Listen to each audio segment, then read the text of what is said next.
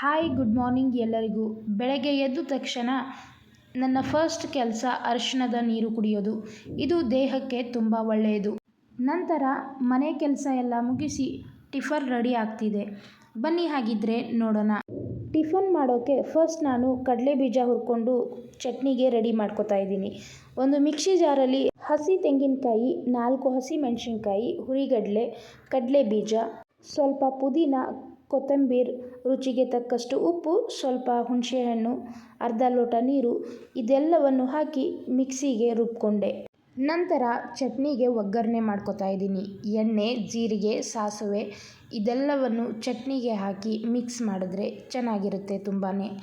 Next ನಾನು ದೋಸೆ ಮಾಡ್ತಾ ಇದ್ದೀನಿ ನೋಡಿ.